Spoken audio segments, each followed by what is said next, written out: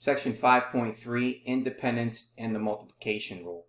By the end of this lesson, you should be able to identify independent events, use the multiplication rule for independent events, and compute at least probabilities. Objective 1. Identify independent events. Two events, E and F, are independent if the occurrence of event E in a probability experiment does not affect the probability of event F. Two events are dependent if the occurrence of event E in a probability experiment affects the probability of event F. Now, for example, let's determine if it's independent or not. For part A, it says, suppose you flip a coin and roll a die. The events obtain a head and roll a 5 are independent because the results of the coin flip do not affect the results of the die toss. Part B, are the events earned a bachelor's degree and earn more than $100,000 per year independent? Well, the answer would be no.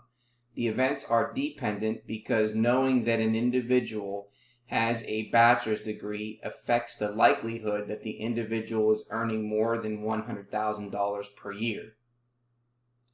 C. Two 24-year-old male drivers who live in the United States are randomly selected. The events, male 1 gets in a car accident during the year and male 2 gets in a car accident during the year, are independent because the males were randomly selected. This means that what happens with one of the drivers has nothing to do with what happens to the other driver.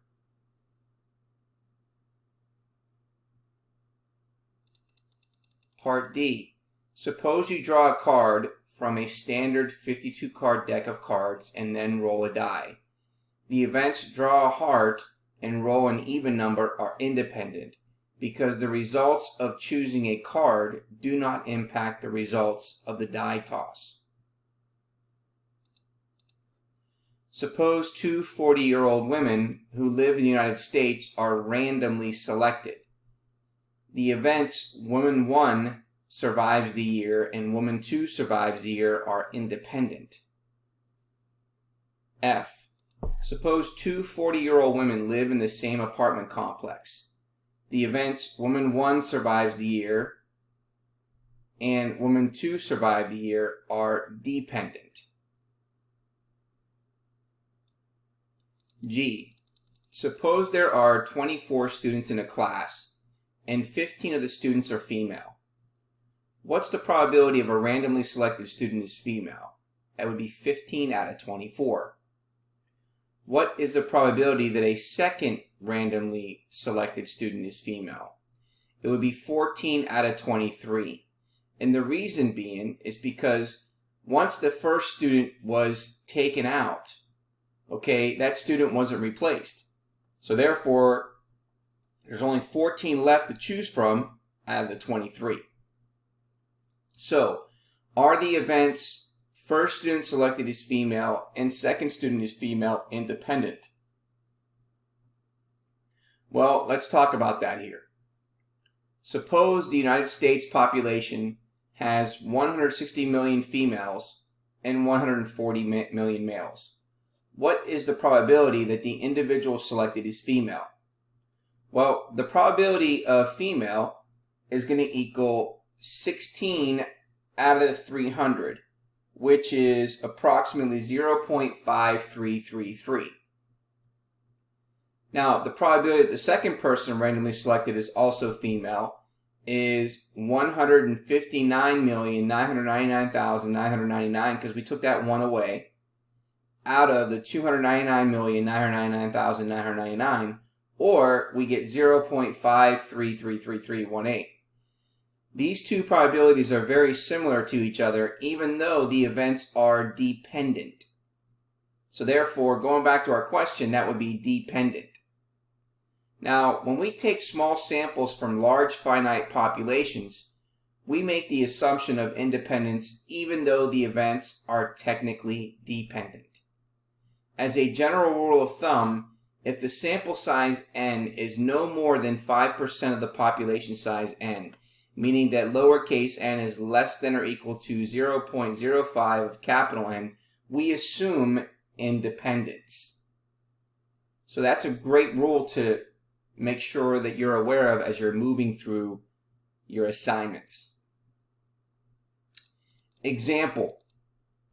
Two events, E and F, are independent, dependent, unusual, or disjoint if the occurrence of event E in the probability experiment does not affect the probability of event F. Well, we can not include disjoint or unusual, so it's either going to be independent or dependent. Well, remember, independent means that it does not affect the probability, so therefore our answer is going to be independent. So therefore we would say that it is independent. Next example. Determine whether the events E and F are independent or dependent and justify your answer. For part A, the two events, E is a person having a high GPA and the same person being a heavy reader of assigned course materials. We would say that E and F are dependent because being a heavy reader of assigned course materials can have